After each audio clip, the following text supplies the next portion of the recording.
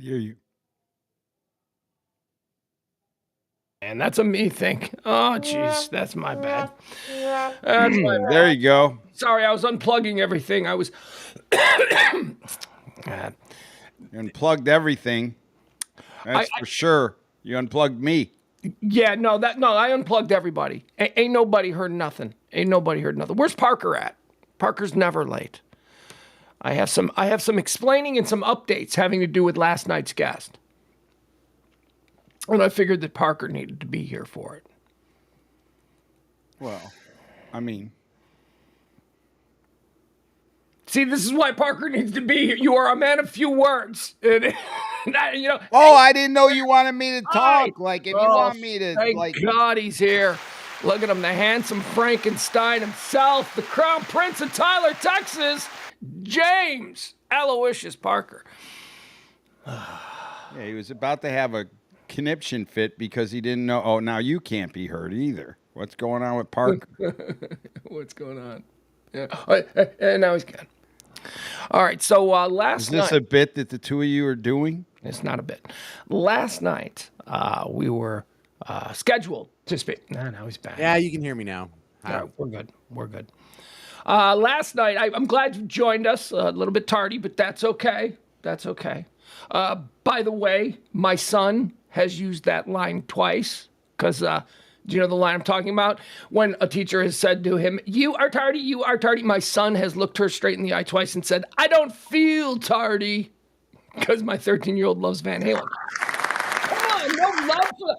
You know who would give me love for that? Chaz Knight. Chaz Knight would give me Van Halen love for teaching my son to say that. Yeah, but I mean, isn't it a little awkward with the hot for teacher thing? No, man. No, he digs it. Did you hear what happened yesterday? Where? Like there was like a teacher inappropriately touching, got arrested. Oh, that's every day. Parker and I are all over that. If that happens, we do it right. As a matter of fact, you should do a spin-off Florida stories, just like inappropriate teacher-student stories. You could do 3 a week.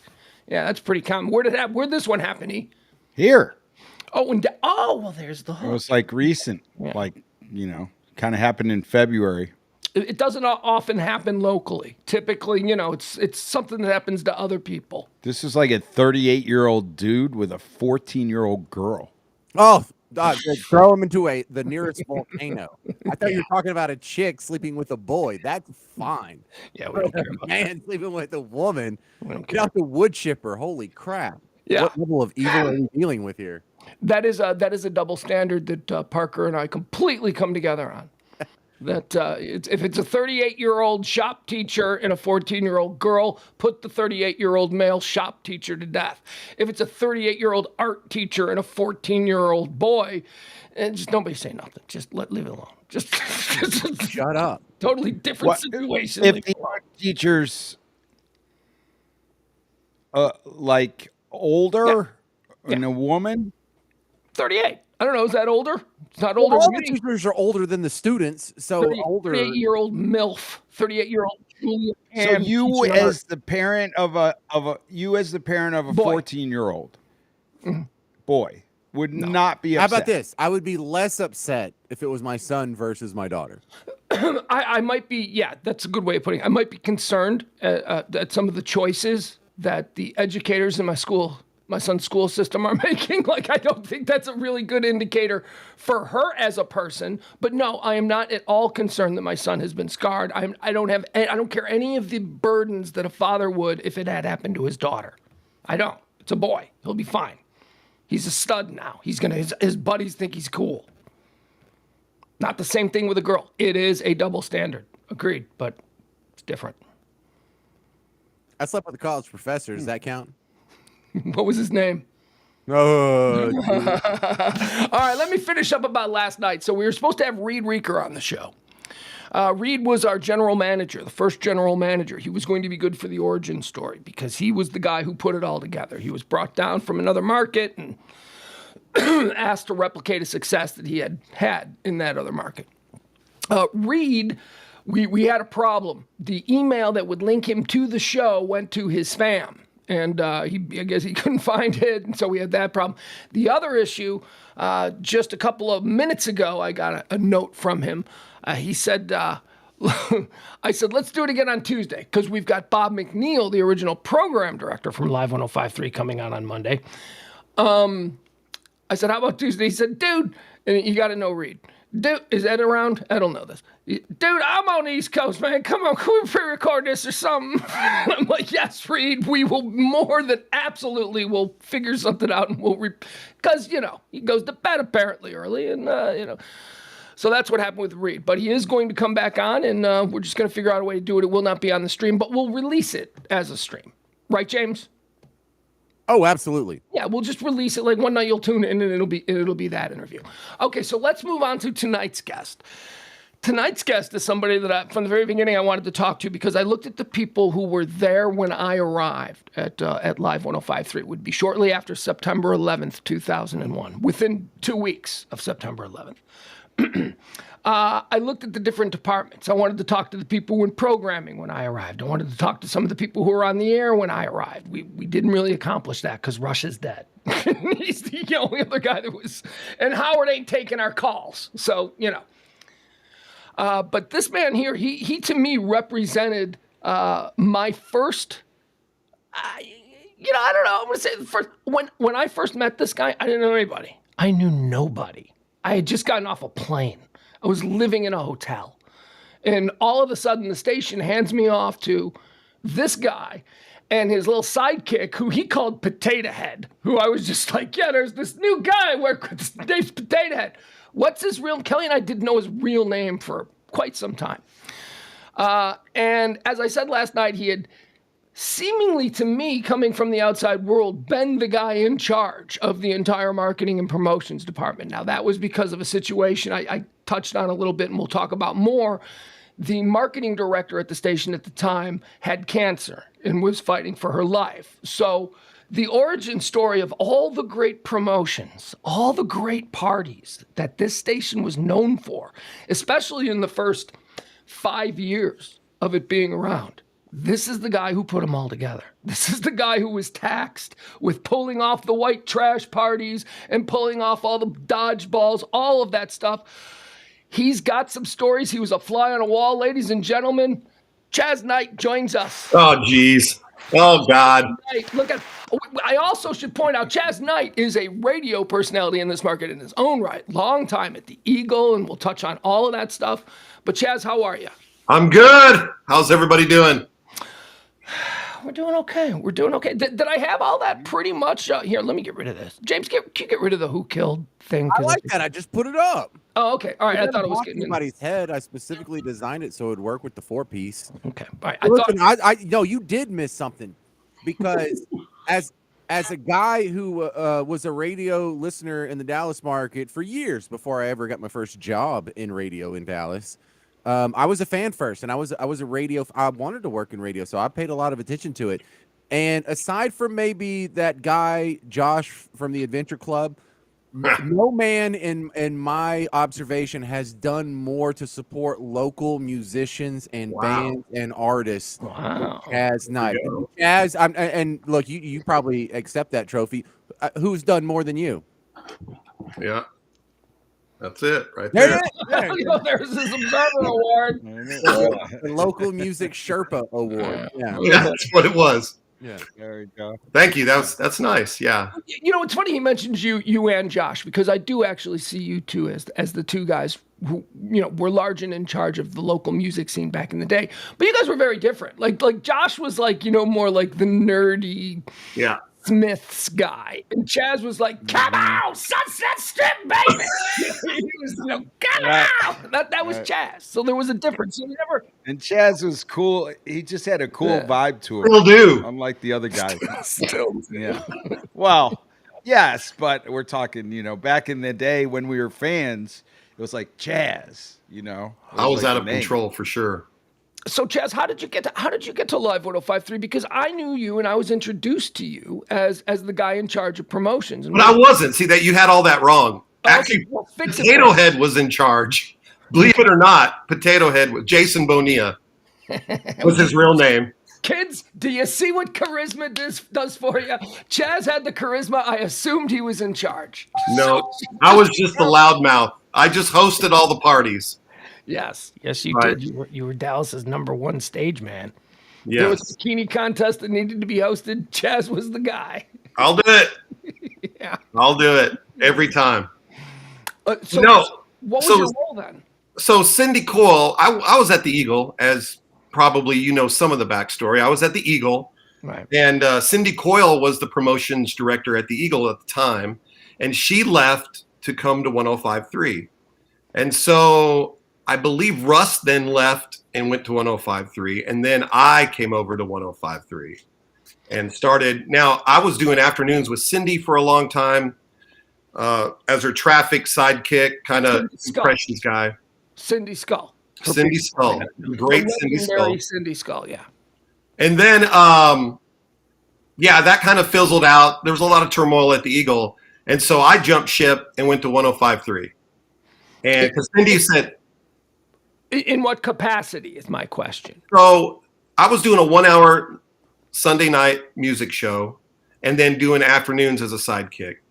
And Cindy, when that kind of fizzled through, Cindy said, well, why don't you just come to 105.3? We'll do a 2-hour Sunday night local music show, because I was into the local music scene and everything. And we'll set you up and you'll kind of be like a floating personality on everybody's show. You'll kind of be like, you'll be the on the scene guy. Yeah. Like whenever there's a live remote, we'll send you and you'll kind of just do the live remotes, and then you can sit in with all the shows and kind of be that guy. You were the permanent MC for any live 105.3, or even we should say we're calling it live 105.3, but you know as well as I do the talk that rocks. Right. You were the talk that rocks guy. Ow. Yeah. All right. So then I came over in that capacity, and she fell ill, and so really it was Jason Potato Head that kind of picked up the slack and did all the work while I just had all the fun, basically. But you were always like, whenever we would go back into the promotions office, you were there. And Sure. And I guess I understand that now, because you were the guy on stage running the contest and all that. So you would need to have some very close association with the promotions department, because you'd have to know, about who the clients were and all that stuff. Right. So I think that's why. I remember something extraordinary. Do you remember one of the first time I think I realized that I liked Chaz? Because you never know. When you're dropped into a new situation and you're the new kids in the school, you don't know who's full of shit. You don't know who's just being nice to you and who is a genuinely nice person. We were back in a corner office. This was before we'd moved to Carpenter. We were over on Merritt Drive, if you remember the promotions offices there, and it was sort of a back corner. And so we're in the back corner there, and Kelly and Jason, we're having a serious conversation about something. And you were talking my ear off, singing the praises of the breast implant for no reason, apropos of nothing. Chaz is going, so you don't got a lot, because we had said something on the air about not having a lot. Like, I've never seen so many breast implants in my life. When I got into Dallas, I'm like, I've never seen so many breast implants. And so you're talking about, you're like, so really? You've never seen them? And I'm like, no, not really. And I'm trying to listen to Kelly and Potato Head, and he's going, did you ever touch one? It's like, and I'm like, no. And I thought, what a guy. But you have now, right? You have now. On your advice, I got right to it, sir. There you go. There you go. The next few years experimenting. Exactly. See? Okay, so so we've established you were already a personality in the market. You were working with Cindy over there at 97.1. So you land at 105.3. What did you think it was when you landed there? Because it obviously wasn't a familiar looking layout of a station. What was your, how did they sell you on it? What did Cindy tell you it was going to be? And then we're going to talk a little bit about Cindy, okay? Yeah, she I love Cindy. She was great. And she's the reason I came over there. I mean, obviously the money was good too. They paid me more money than I was making at the Eagle. And they just promised me more, more time. In those early days, they were paying. They were paying. And I wasn't doing bad at the Eagle. I mean, I'll tell you, I was making some pretty good money. And then she said, we'll pay you more. So, okay. In the Eagle, there was a lot of bad vibes going down. I mean, and shortly after that, it flipped format. So I kind of got out at the right time. But Yeah, but what about the format? What did they tell you it was going to be? What did you think it was going to be? Did you know it was going to be all talk shows, a different kind of talk? What was the sales to you? Yeah, I think at that time, I know I heard you guys talking about it, but I think Howard Stern was already on the morning show. I want to say it was Howard in the morning, Russ in the afternoons, Yes. and then Ron and Don were in the afternoons. And I was on the Ron and Don show almost every day. Those guys always had me on just to be a yuck monkey as well. So, and then at night, I don't know, I forget what the night. Larry Stanley might have been on the night show. I can't remember. Tom Likas, maybe? It could have been Likas. It could have been Likas. Something was on at night. But no, I mean, I was a Howard Stern fan. I heard you guys talking. Emil was talking about it. I mean, I was a huge Howard Stern fan. So when they took Stern off the Eagle, I was really bummed because I wasn't a Russ fan. We'll get to that. Yeah. So I was excited to go back and work at the Stern station. And I mean, that whole format, because, I was the wild guy. I wanted to work where the wild people were. So. The beer and yes, boobs and music and parties. And I mean, come on. One of the first times I went out with Chaz, it was like 4:00 in the morning, and we're in some like ranch house in Garland, and I don't know what's going on. And some girl in leather pants is getting in a shower, and everybody's gonna watch her take a shower. It was the weird. Awesome. I'm like, where am I? Awesome. You know where you're at. And here's the other thing. It was a Sunday night. It was a Sunday night after a Curtain Club event. That's where all the parties start. Yeah, man, that was insane. Chaz was nuts. Chaz to me was Emil before I met Emil. Chaz was broke Emil. All right.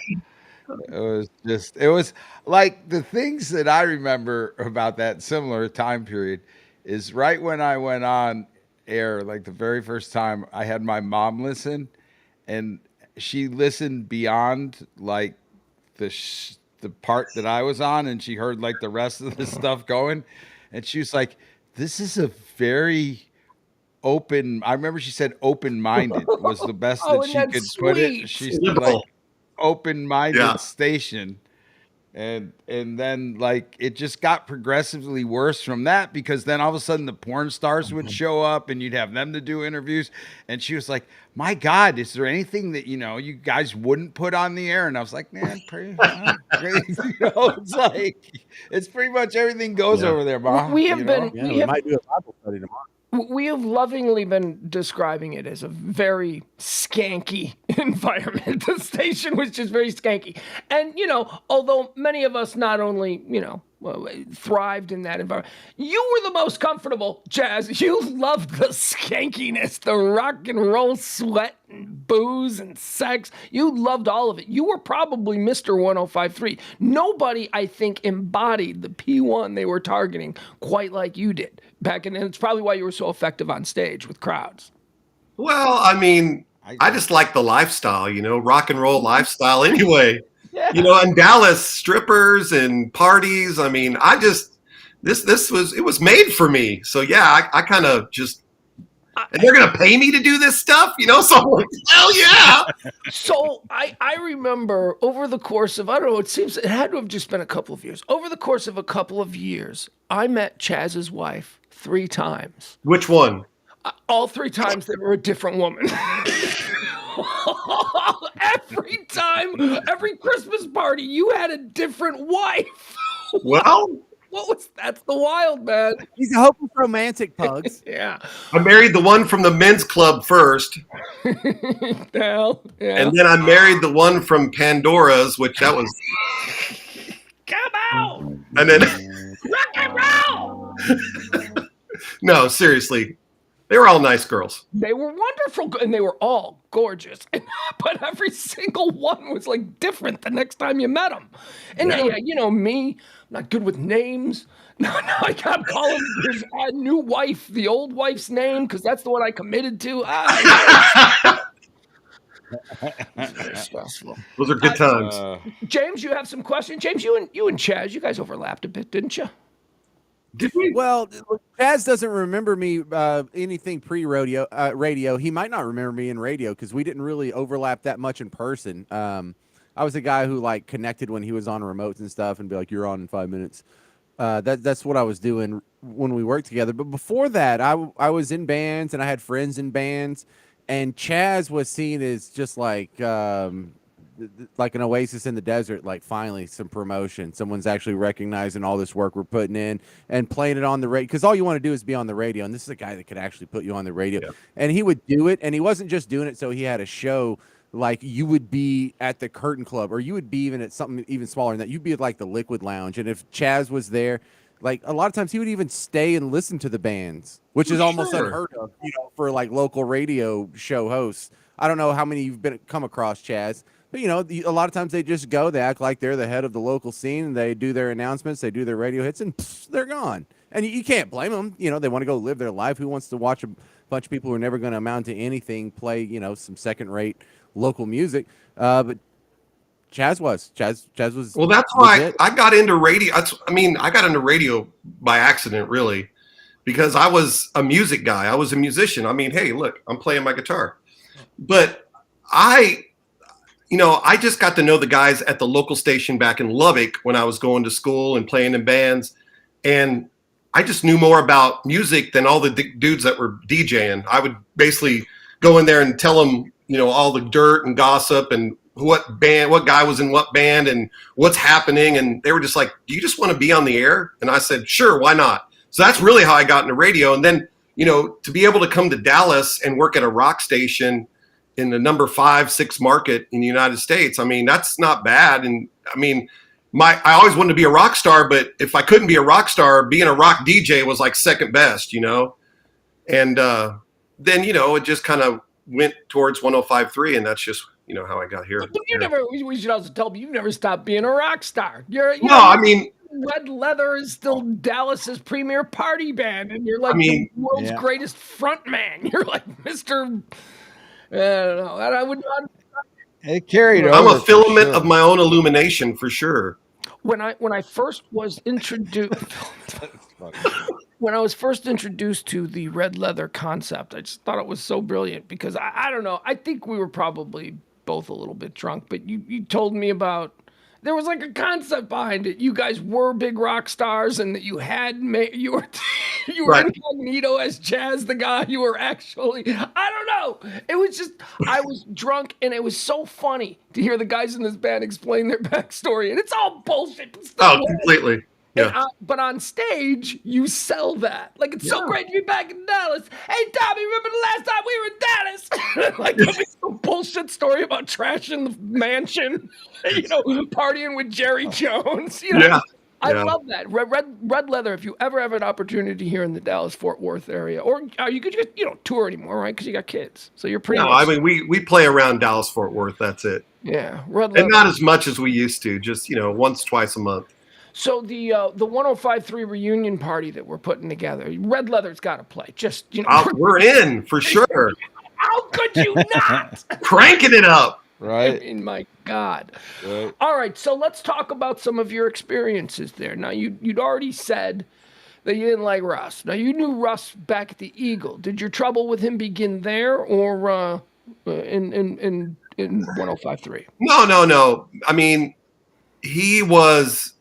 Like I said, he was just doing like after Russ, and I really didn't have a lot to do with that show at all. I hung out with Chris Ryan and Cindy Skull and Dangerous Darren on nights. I hung out with all the rock. Russ wasn't a rock guy either. Russ was just Russ, and so I didn't really associate with him that much. I wasn't that I was trying not to, but it's Russ was a guy that kind of kept to himself when he wasn't on the air. He was kind of a loner in a weird way. So yeah, I think he was kind of self-loathing and insecure, and Yeah. But hey, aren't we all? We just get better in public. We just work harder to mask all that nonsense. No, I didn't really until I went to 105.3, and he was the big guy over at 105.3. And it's the same thing. I didn't purposely try not to be friends with him or really be friends with him. But then, he kind of he showed his colors pretty quick towards me.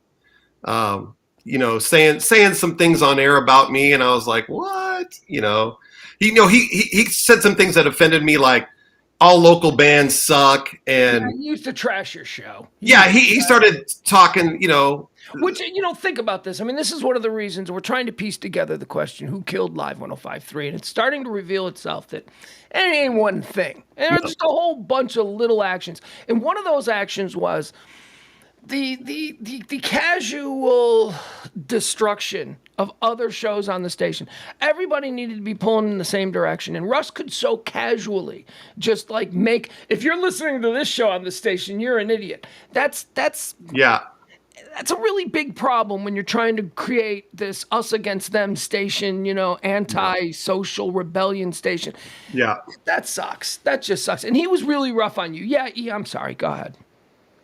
No, you don't need to be sorry, but I do remember that, and I remember Chaz being kind of like you said, he was like Mr. 105.3. Yeah. He was at all the events, and they moved him around to all the different spots.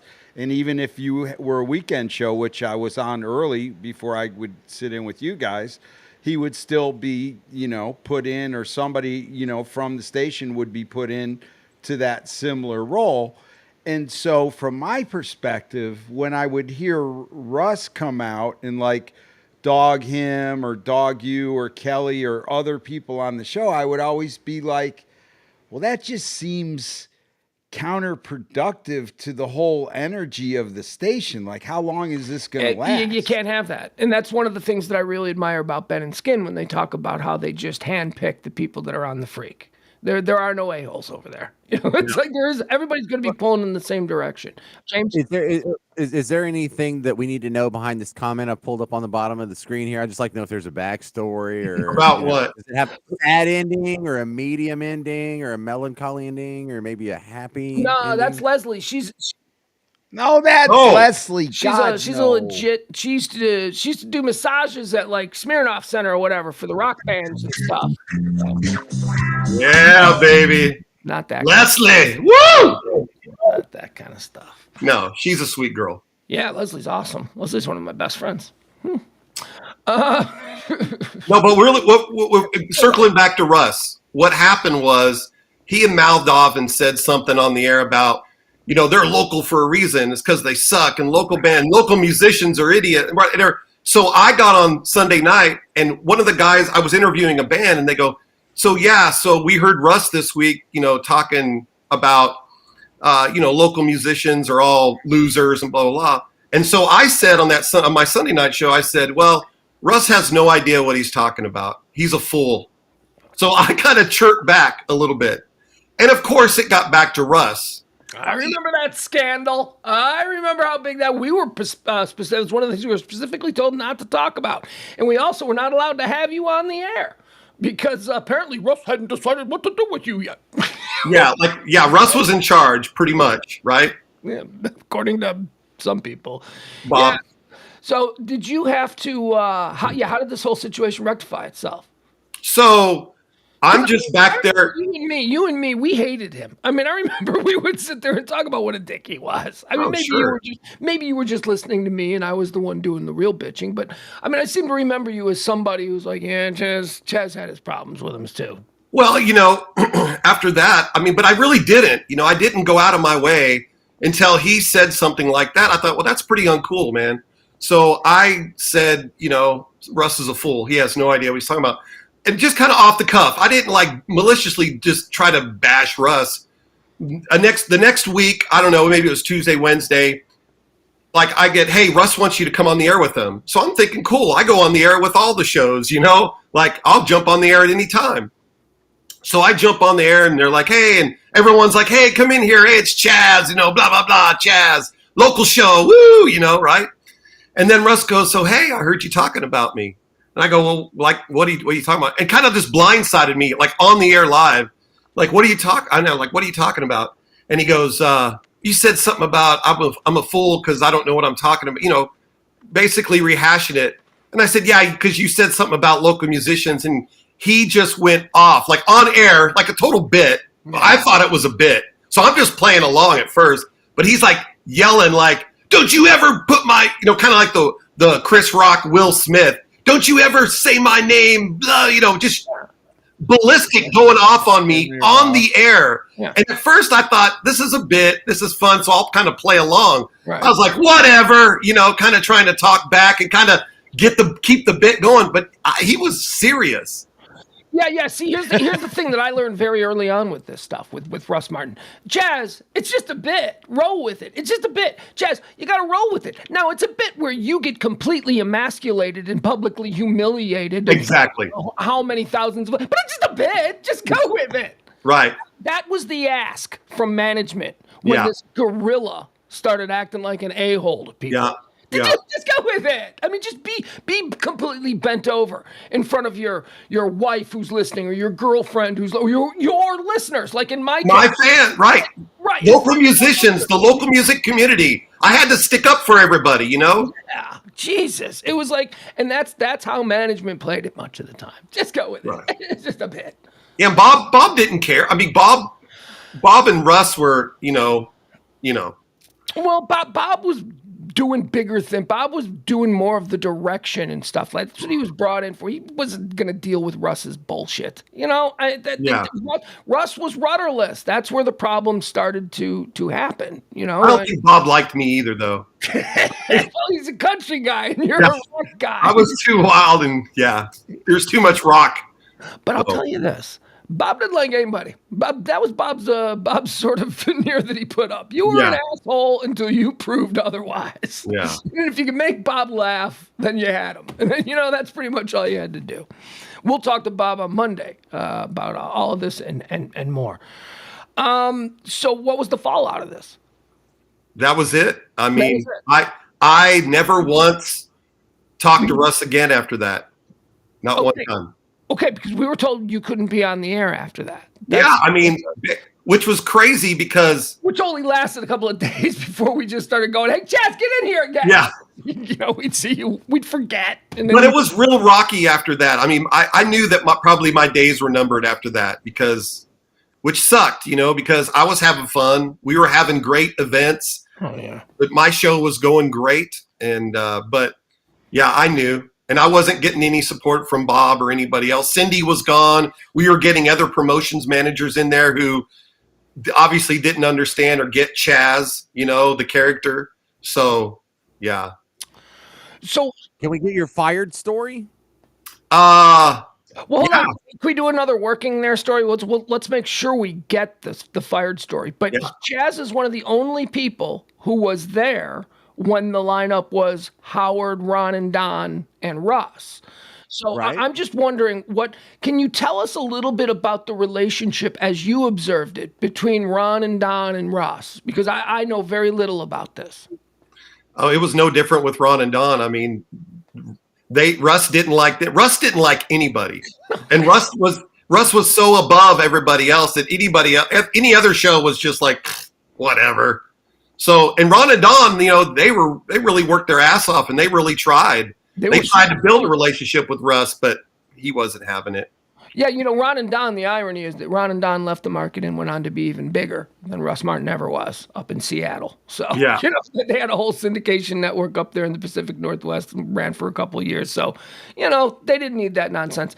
But was there, when we walked in, when we replaced Ron and Don, we were told that there was all kinds of issues that you described Ron and Don as playing nice, but there was one of those guys, and I don't know which one. One of them was really big and muscular, right? Yeah.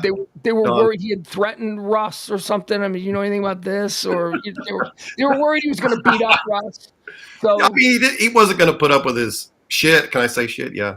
Yeah. He wasn't going to put up with his shit, so he didn't back down. That was the thing is Russ was real. He could talk real big behind the mic, but you get him out in public and he wasn't a talker at all. He would bow down pretty quick. You're not the first person to say that, Chaz. What's that? You're not the first person to say that, Chaz. Yeah. So also, back at that time, one of the people during the transition between Ron and Don and us, who was very kind, very nice, was Katie. I don't remember Katie's last name. Katie Darrell. Katie Darrell. What can you tell us about Katie Darrell? I wish I could tell you more about Katie Darrell. Chicken Charge, right? Wasn't that her name? Katie, wasn't that what she was called? She was the news chick for Ron and Don. So she did the news and traffic and stuff like that. Their little sidekick, but she was pretty amazing. She was fun. She was cool. And of course, she went on to Access TV. You know, she does all those shows on Access TV now. Yeah, I see her on TMZ. She used to be on TMZ a lot. TMZ and then Access TV now with the top 10. Yeah, she was great. And she worked at MTV before she was on with Ron and Don, which was crazy. She did something at MTV before that, but she was great. There were all these lost personalities. We'll find out more about Ron and Don and Katie with Bob McNeil on Monday. There's all these lost personalities that I don't know. And she's one of them. Because she's a part of 105.3's history, just wasn't there for long. Yeah, eat. Question. What do you think of when you hear Chloe? Oh, my goodness. Yeah, our friend Chloe. How did you take that? No, I was just blown away. I mean, how do you take that? It's just, wow. Any Chloe? No, can you look back and I'm just like shocked. Like nobody, like. No, I mean, you don't ever think that. I mean, it's just terrible. Terrible. I mean, it was crazy because me and Cindy Scholar, well, I mean, we're pretty good friends still. And I had to break Russ's death to her because no one told her. And then I had to break the thing about Chloe to her. And she was like, what? It's like, I was like, I feel like I'm the worst friend ever. I'm telling you about all the bad things of the people in our radio lives that these people, what's happening to them. But. And what poor Dan and Alfie had to like go through. Oh, yeah. I mean, what those two, I mean, just the remnants that they were left with. I couldn't even believe they left them on the air. I thought for sure that they would all be gone immediately. I did too. I mean, I could not believe it that they were left on the air. But I was so proud of Dan and Alfie though. Yeah. Like they just soldiered through that and I mean, sucked it up and just, I mean, it was really kind of, I guess if I had a show that remained and it was going to get taken down, those guys went down with the ship that I'd like to see, the way I'd like to see any show go down. Yeah. You know, I mean, you hate the ending, but the way they rode the waves as they were dealt them, I think they did They were asked to job. Do something as a character-driven radio talk team. They were asked to do something that I've never seen a show have to do before. Just keep doing shows and act like nothing happened. Yeah. Are you kidding me? I don't think Kelly and I would have been able to do that. I think at some point we would have started talking about it. Yeah. I mean, so good for them. It's bad. It's bad. Yeah, it is. All right, so now the fired story. Yeah. Tell us about your exit, because now you were only. When was it, first of all? Because I don't remember when you left. So at that point, after that episode with Russ, after the dust up, I could sense that Cindy Coyle had died finally of cancer. Yeah, we should talk about Cindy too a little bit. I was going to save that for the very end. Yeah, Cindy had passed away. She was sick for a long time and then finally passed away. And then they hired a new promotions manager to come in, Rob. Do you remember Rob, the big muscle?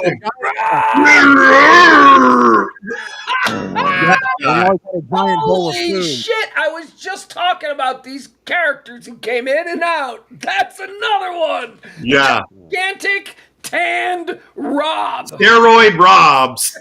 Rob. Jeez. So they bring this Joker in, and he didn't know what he was doing. Number one, he wasn't a promotions manager. Me and Jason should have got promoted to promotions manager. Me and Jason could handle it, and we're handling it just fine. Yeah. But for whatever reason, they brought this guy in, and he didn't like me from the beginning. At that point, Russ, he loved Russ. You know, he was all into Russ, and of course, you know. So and whatever. So he was a corporate sycophant who recognized the golden goose and buried his bill deep upside his rectum immediately. That's who Rob was. Exactly. Rob wasn't interested in servicing the needs of the rest of the station. It was all about how close can I get to Russ. And the rest of the shows on the station resented the hell out of that because it was so obvious. Right. And then my position, it seemed like I was being utilized less and less. Like when I first got there, I was all over every show. I was a big part of the station, but my presence on the station diminished greatly to the point where they had me going out and setting up promotions, not even doing any kind of like radio drop-ins or just, I was basically a promotions minion, just setting up the tables and t-shirts and standing there, and it just, I guess I started not liking that role that they were making me play. And I may have been hungover a few times and been late to some promotions. And there was one time we were supposed to do a Harley Davidson promotion, and I went to the wrong Harley Davidson dealership. And they're like, "Where are you at?" And I'm like, "I'm here." And they're like, "No, you're not." And I go, "Oh, shit. This was the one in Denton, wasn't it? I'm over in Garland. Holy moly." So I was like an hour late to a promotion, and, they were just done with me, and I was kind of done with them. So they were like, "We're going to let you go." And I was like, "Yeah, whatever." And that all started because of the, hey, Russ is an idiot. Yeah. I mean, that's it. Basically, everything changed at that moment because, Russ was in charge, right? So once Russ didn't like me anymore and pretty much let Bob and everybody else, Rob and whoever was there know, then my role diminished to the point where I wasn't even being used. I still had my show, but that was even in question at the very end, so. Oh yeah. I mean, maybe it just explains a lot about Russ that he didn't like you, but he embraced Chloe. He didn't like you, Chaz, the nicest, the puppy, the fun dog, the shaggy dog, the guy that everybody had a good time. We literally used to say, "You're the guy, Chaz," back in those days. "Is Chaz here?" Like, you'd walk in and we'd look for you first because we knew if we could find you, at least we'd be comfortable. You know what I mean? Yeah. You were always very welcoming. Around the party. I realized in talking to Chaz that my memory of meeting Chaz the very first time is completely wrong because you and I met long before we lived here. When we were taking those trips into town, I met you at a Curtain Club show you did on a Sunday night because our flight back to Chicago wasn't until Monday morning. And I remember we came in that weekend and you came out to Jack's, or I think it was you and Jason or whatever. Yeah. Came out to Jack's over here by SMU. Yeah. And because our flight, that was my first taste of the Curtain Club on a Sunday night, was because our flight wasn't until, I don't think I went to sleep, man. That wasn't the weekend we ended up in Garland watching some girl wearing leather from toe to forehead take a shower. But no, it was a different one. But man, yeah. So it was before that. It was even earlier than that. I love it. My wife is over here listening. She's getting an earful. Which one? Yeah, which one is this now? Which is flight number 8? No, I'm kidding. We're kidding. Six. How many lovely little kids do you have now? I see your pictures of them and 4 altogether. 4? What do you 4. got? 4 what? What variety? I got 3 girls and 1 boy. So Zoe's 19, Lyric is 14, Zach is 10, and Gigi is 9. So yeah, 4 kids. You got daughters, man. That's God's karma. Because you're such an awful guy. What? You had a different. Come on, you had a different girl every night, every concert. You're parading around with 2 you have girls. To leave now. This is the part where you leave. No, he's calmed down significantly. Oh, for sure. You've got a lovely family. Significant. Yeah. But I had fun. I mean, that was it. I was fun. It was a party. That's what my role was. That's what I was hired to do. Have fun. Be crazy.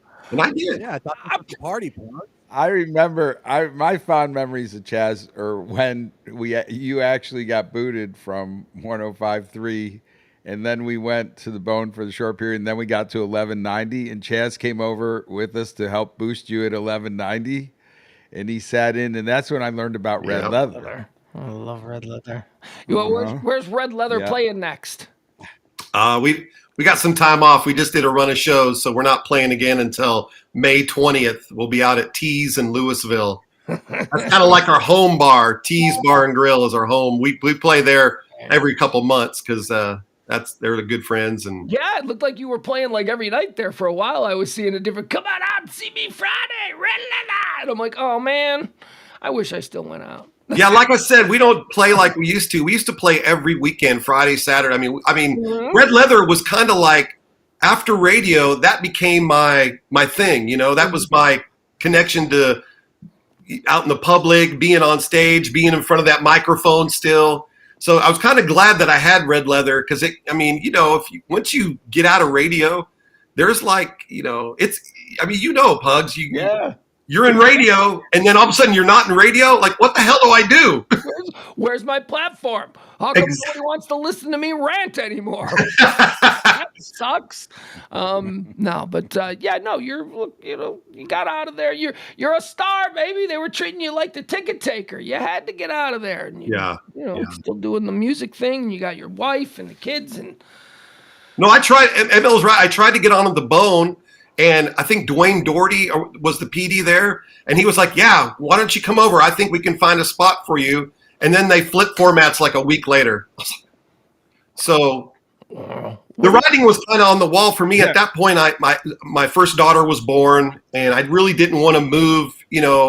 I put my tape out there and some applications. And it was like, yeah, move to Boise, Idaho, or move to, and I was just like, do I want to pack up and move away? Or do I want to just be Chaz in Dallas and figure it out? And I just decided to stay in Dallas and figure it out. Don't leave where your name has its most worth. Yeah, why would you leave? Right. There might be an off chance that you can cash in one last time. Somebody will go, hey, you're the guy. You know what I mean? Hey. I'm on Pugs and Company tonight. 20 years later. This is awesome.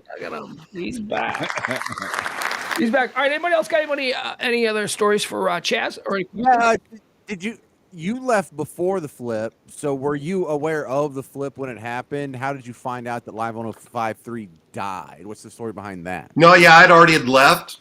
And, with every station that I leave, I don't ever listen to them again. No, I'm just kidding. Screw them, man. Screw them. There are people like that.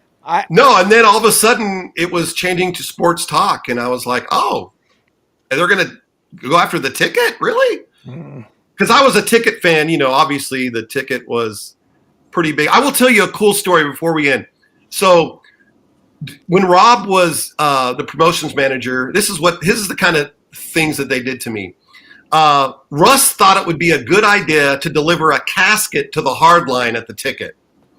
Like, they died. Like Russ beat them in the ratings like one time or something. Yeah. So they went and actually got a casket. They made me and Potato Head load it in the 105.3 van, drive it over to Susquehanna where the ticket was, and they wanted us to take the damn coffin up and to the ticket and drop it off right there and cause this big scene. And I already knew some of the guys at the ticket, and so on the way over there, I don't know if I've ever told this story. On the way over there in the 105.3 van, I called like Danny Bayless on the phone, and I said, hey, man, here's what's going down. They got me coming over here with a damn coffin to deliver it at your radio station. I snuffed it out already. So when I showed up at the ticket, there were already security guards going, nope, you're not coming up. Nope. And so the bit ended pretty quick, but it was because I called the ticket and said, look, this is stupid, and I'm not going to do it. I'm letting you guys know this is what they're up to. And screw Russ. Like, I'm going to go do something that for him after what he did to me? No, I snuffed it out and screw him, but that happened. A successful bit for him in that moment improves your life zero. You did not need to humiliate yourself. The police could come. You can't just, first of all, I worked in that building where the ticket was. You can't just walk a casket. No.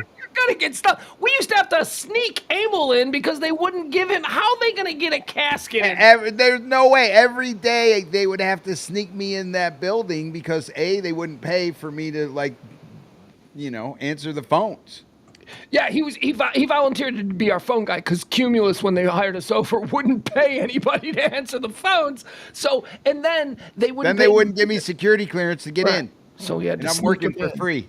So they'd walk by and they'd see a phone guy and just go, I wonder who that is. That's how radio was running. And then I'd sit in the phone room while the show was going on and get yelled at.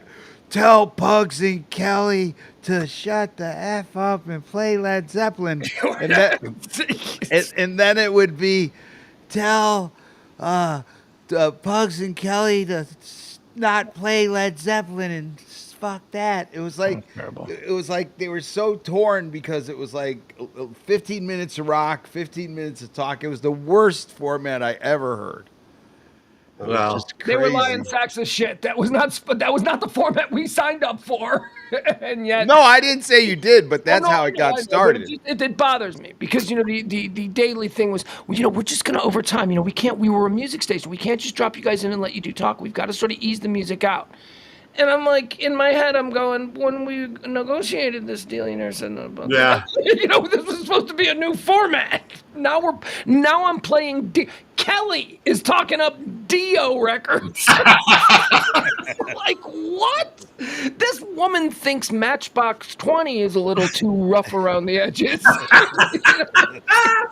They got a soccer mom with two little kids talking up Dio records to a bunch of construction workers.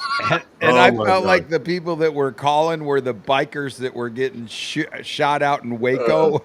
Like that seemed like that was the audience. Oh, they were mad. Had. They were mad. You guys suck. Play Rainbow. Skinner, something like that. All right. I guess so. Well, let's talk. No. That's the title question here. In Chaz Knight. No. My question doesn't count. Well, no, we're not done yet. We haven't talked about. Come on, man. I want to talk about Cindy Coyle because I'd only met her. Famously, right? Russ's studio was the Cindy Coyle studio, and Cindy was the person who brought you over. Right. When Kelly and I first started there, I remember we used to receive the nicest emails from Cindy, when we were in Chicago. And she was always like, we're looking forward to meet you and blah, blah, blah. And I never got to meet her because by the time they finally brought us here, she had already, she wasn't showing up for work. She was fighting it. So tell us about Cindy Coyle. Tell us about, as far as I understand, the launch of the station was almost entirely due to her hard work and her connection. Talk a little bit about the great Cindy Coyle. So, yeah, she's the reason I came over there. And one of the reasons, she was the promotions director at the Eagle, and the Eagle always had kick-ass promotions. Obviously we had Howard.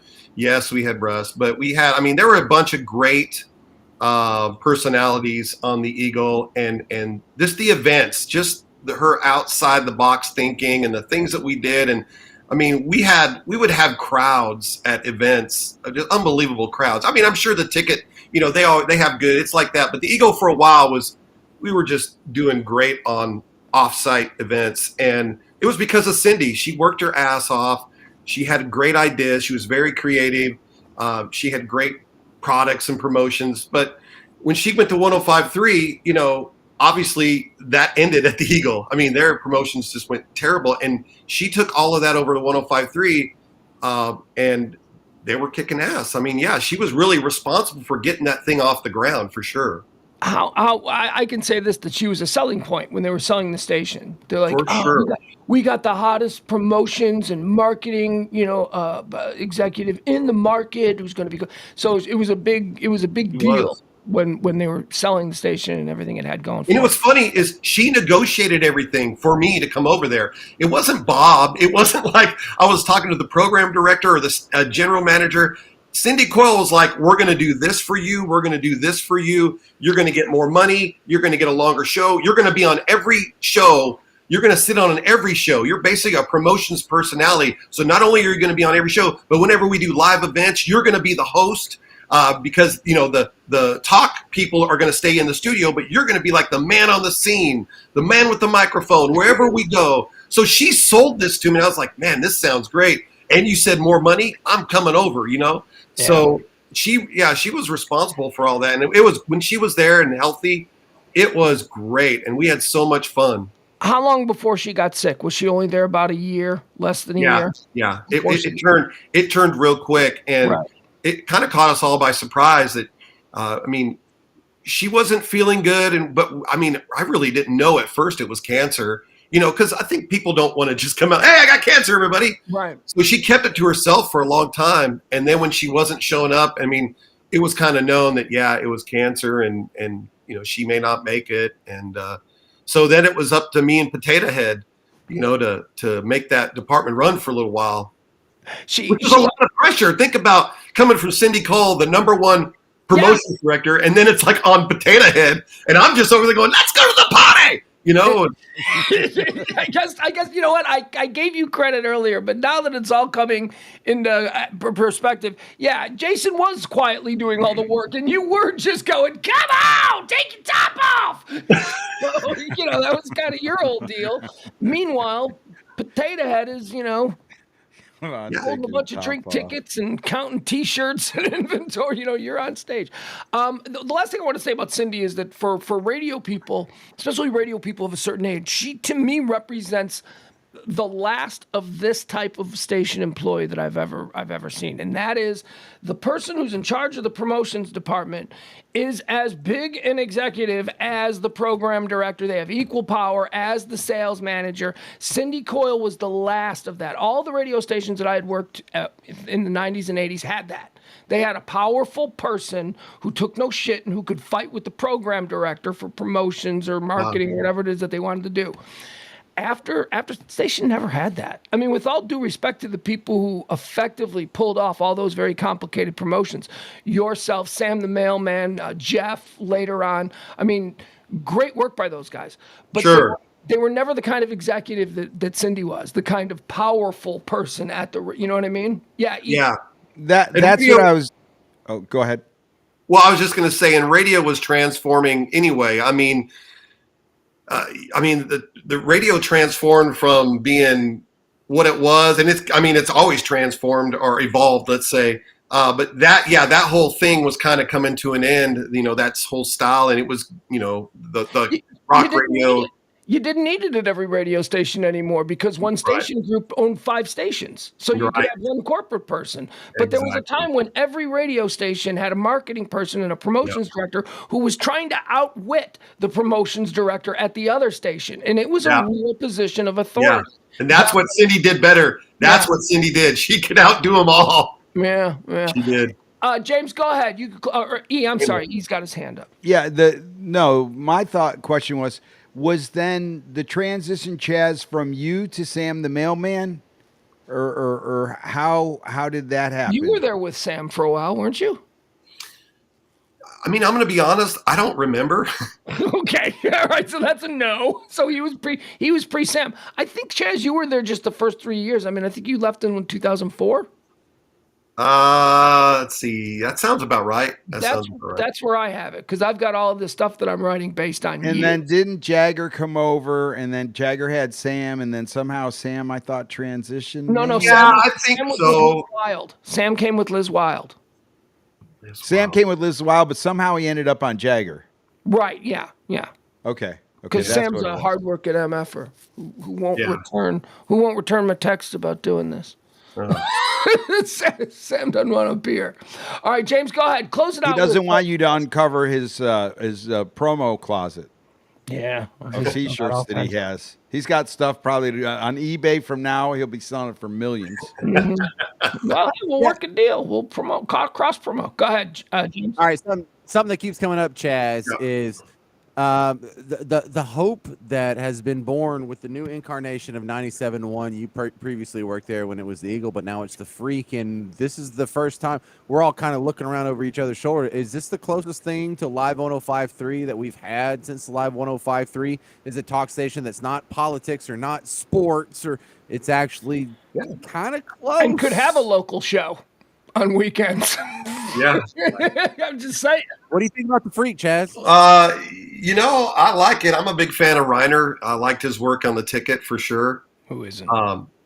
And I'm friends with Danny Bayless, so it's kind of like, yeah. I mean, actually, I will tell you that I was asked before the Eagle flipped at the end. I was talking to Cindy, and she convinced me to get back into radio. And I was actually talking to them about coming back to the Eagle before it ended. And I didn't end up doing it. I didn't, but I'm glad I didn't, because then the thing happened with Cindy where they didn't renew her contract. They weren't going to pay her. They actually wanted to give her a pay cut, and the whole thing with Cindy went down the tubes. I'm kind of glad I didn't go back, because obviously they flipped formats and now they're the Freak. And guys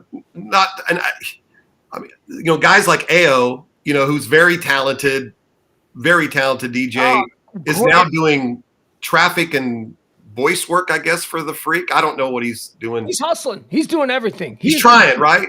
Nobody has a greater claim to being the glue at that station like AO does. That dude is doing everything over there. He's a utility player if he was on the baseball field. But it's crazy how he could have an afternoon show or a midday show in a market like this, and then they come in and say, you're just going to be, this guy. It's just, radio is cutthroat, man. So, yeah. But he's hanging in there, right? But yeah, I do like the Freak. I don't really, to be honest with you, I don't know about the morning show too much. I like those guys. I mean, I like Jeff Kavanaugh. I like Ben and Skin. I do like them. They don't hold my attention the way I think the ticket does. And I've been a long time P1. You're a ticket guy. Yeah. I'm a ticket guy. Have you given him a long listen, or just did you listen today? I did not listen today. No. Today they had Doyle King on. Yeah, I remember Doyle. Yeah, I heard they were going to have him on. Yeah, they had him on today. It was good stuff. I do listen sometimes, but to be honest with you, I mean, now I listen to Eddie Trunk on Sirius XM. I mean, I'm a big Eddie Trunk guy. You're a rock guy. I'm a rock guy, So I like that stuff. I like listening to interviews with rock stars and stuff. So I kind of go that way, or I'll listen to 105.3 The Fan in the morning, or The Ticket in the morning every once in a while. But sometimes I'll get over there in the afternoon. If Eddie Trunk's on a commercial, I'll see what Reiner is saying, Reiner and Bayless and Soroy.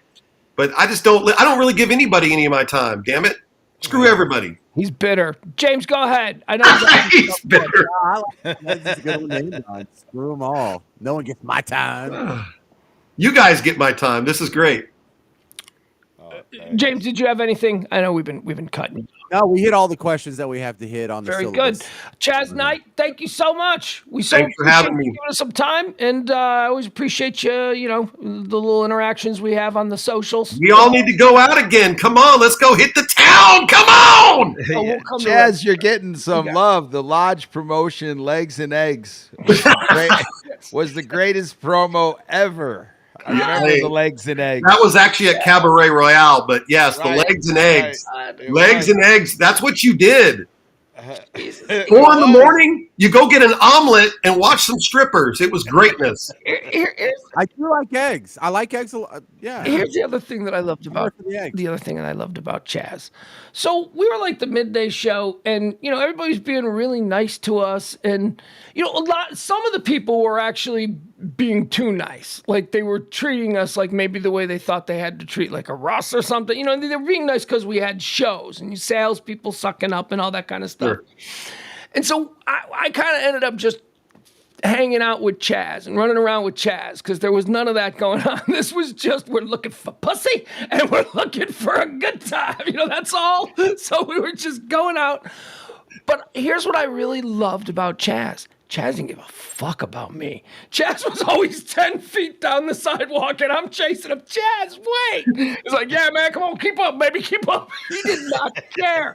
He wasn't trying to make sure that the midday host got home safe. He wasn't trying to make sure I had a good time. He didn't give a shit. He was into his own party. Right. He was a tornado, and I was just honored to be in his, his Dude, you're from Chicago. I figured you knew how to roll, man. Come on, just keep up. Let's do it. We're going to party. Oh God, you were Sunday night, and all of these things occurred on Sunday nights because that was Sunday the night. Curtain Club night. That That's was right. I did my show, and then after the show, the thing about that show is we had this thing called performance art. So in between bands, we'd give away like T-shirts or CDs or tickets to concerts. But in order to win, you had to do what we called performance art. You could do whatever you wanted to do, but you had to impress me in order to get. So there were some pretty interesting things that you could not do today with this.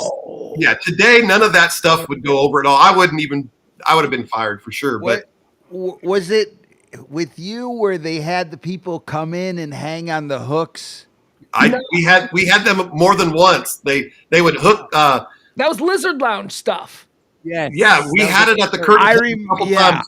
They put the hooks through their flesh and like hoist themselves up and swing with these giant hooks and their just hanging by their flesh. Yeah, I remember that now that you bring that up. I was like, yeah, that was Chaz. Like, Yeah, I remember I was like, who does that? Like, that was weird. I always wanted to have the craziest, most outlandish things because people talk about it. Look, we're talking about it here 20 years later. See? Yeah, It worked. It was very BDH. Like BDH would have similar kind of like weird voyeuristic kind of things going on. Like you and him were the closest kind of that I could say personality wise. Oh, big dick. Chaz, I got one last. I got one last remembrance. It was it was a pub crawl. It was one. Oh my God! Do you know where I'm going? It was a Halloween pub crawl. Oh, I knew this was coming. I thought I was going to escape by. It's one of my favorite memories. There's nothing, man, and it's hard to say because you be compassionate and all that. So Chaz was between relationships, as Chaz often was during big live personal events, always available to mingle. And you were with a listener. You were hooking up with a listener in the bus. Okay, listen. This pub crawl was suicide to start off with. We were going to like 8 bars in like 6 hours. Okay, it was like you go to a place, you drink 2 beers and a shot. Next place, 2 beers and a shot. Next place. Yeah. Well, by about the 4th bar, I was so lit, and I saw this hot girl, and She was gorgeous. gorgeous girl, right? Gorgeous. And so I just kind of snuggle up. Hey, what's your name? Just trying to be nice. And you were Chaz? She was alone. I didn't want her to feel like she was, So you took advantage. She was alone, and I took advantage. But you That's framed. not true. I did not take advantage. She took advantage of me. But so I snuggled up to her, and we just hit it off. And like then about the next, I don't know, 5, 6, however many bars we went to, I might have blacked out at some point. I don't know because I can't remember. But we ended up back at her place at the end of the night. I don't even know how we ended up there. I don't even remember driving. Hopefully you didn't. No, I think she drove.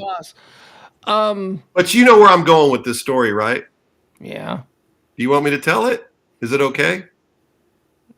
Yes. Okay. That's what we do. Is it okay?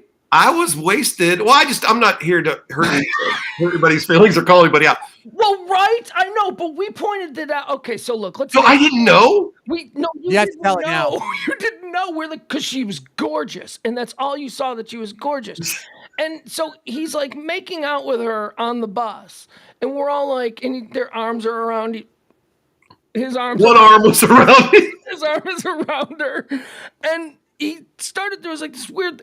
Basically, she only had one arm, and Chaz never noticed until he was holding her and She didn't have a hand. She didn't. Beautiful girl. Wouldn't have been a deal breaker for me because she's a beautiful girl. But you were so drunk you didn't realize. So No. awkward hug where you couldn't. I don't know. That's how we perceived it. No, I didn't know it the whole night. Okay, so we get back to her place. We're walking up to her apartment, and she goes, "Oh, let me get my keys." And then she was like, getting her key out, like, and I looked and I went, Oh, no. Like now you're sober. like, wait a minute. That's Like, where did her hand go? Her hand's not there. What happened? Yeah. And so we go inside, and I'm thinking, I'm just drunk, right? I'm drunk.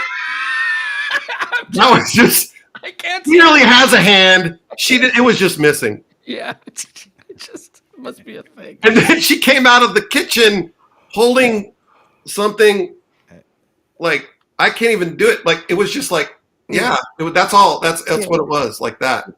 Yeah, but because you don't care and because everybody's deserve, you still slept with her and never called her again. It didn't matter. How dare you? You treated her like you would every other girl. That is not true. We had a pleasant conversation and a couple beverages. We fell asleep. I woke up the next morning and I went home. Yeah, there you go. That was Chaz. All right, Chaz. Thank you so much for joining us. We do appreciate it, and we'll keep you abreast of all this stuff. And seriously, should we throw together a live 105.3 reunion? I want Red Leather to play. Yeah, we have to do this. We have to do this. Maybe at the Improv. I could totally see us selling out like a Saturday night or a Sunday night at the Improv. Red Leather is there. Come on. All right. Thank you, Chaz. All right, guys. Thank you for having me. Chaz Knight, one of my favorite people in this whole thing. He's awesome. Oh, and James is gone too. Chaz is something else. Boy, you could have a good time around 2002 if you were running in Chaz's wake. Sunday nights too. You guys ever cross paths? At station. Oh, at the station, but not before, because Well, I mean, he was always the personality that, like, I probably went to something that he was the personality at, but I didn't really get to know him until the station. And then, like he said, he was just kind of bouncing between shows. Yeah. And I'd run into him much more on yours. Well, here's what I'm thinking, because you're both very connected guys. And, like, I can imagine, like, you guys being both very connected in this town at the same time and running around. But it's like you were, like, you were totally connected in two different areas. Like, he was connected in that he's hanging out with, Pantera and the Toadies, and you were connected in the rock, that scene. You're hanging out. You're in the more elegant bottle service. You're drinking with Mark Cuban and Todd Wagner. You know what I mean? A little different, but still, like, you can have a good time with either of you guys. Yeah, well, exactly, because, like, I can remember one time I ran outside of the club and I jumped into this limo that the people that I was in with, I thought it was there because limos kind of look the same. Yeah, that's the point. Yeah. Right. And so I'm in there, and next thing I know, it's like James Hetfield and Metallica, and I'm like sitting in their limo. They're like, "Hey, dude, what's up?" But I had, some nice company with me, and so they invited us in. And it was like, but those were kind of the places that you would run over at Chaz, somewhere where there'd be a rock band presence, and maybe an after party or a strip club or an after hours strip club, something like that. Do you know that that Metallica story that you just told? I have the exact same story except with Pantera. Did this happen at Smirnoff Center with you? No, this happened. Well, you know that drink. You know where the drinking club is at the old Smirnoff or whatever it is. There was like a club where you could drink, and the limos would pull up right outside of that, and all the limos looked the same. And this is when 105.3 was just sending us everywhere in limos. That's how I got to be friends with Aaron of Metro Limo. Right. And so I'm drunk, and this was after I want to say Van Halen or something. And I come stumbling, I jump into the back of what I think is my limo, and I sit down, and it's like Dimebag and Vinnie Paul. And I'm like, oh, I thought this was mine. And then they gave me a bottle, and then a bunch of strippers climbed in, and I'm like, all right, guys, I think I got to go find mine. And then Kelly's hanging her head out of the no fun limo. She's like, where are you? I'm like, I'm with Sarah. I'm not hanging in that limo anymore. This is a different environment. All right, guys, I got to go hang out with the soccer mom from Plano. So I, left. But that was, it was that like, so in those crossover moments, I'm sure I ran across Chaz. Yeah, I'm sure you did. All right, good night. Good night, E. Thank you for being with us. All right. And thank you, folks. Join me tomorrow at noon for High Noon. That's my daily Monday through Friday rundown of all of the things that are trending, hot topics, current events. If it's something people are buzzing about, I'll tell you it, give you my take, and then we'll move on to the next thing. You need this show. Just a little bit of information about everything that everybody's talking about. Monday through Friday at noon. It's called High Noon with me, Pugs Moran, here on the Radio Misfits podcast platform.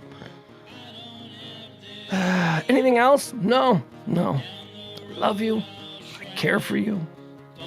And I'll see you here tomorrow at noon. Bye, everybody. Thank you to Chaz Knight. Oh, God. Pugs Moran, Pugs and Parker, RadioMisfits.com. Bye.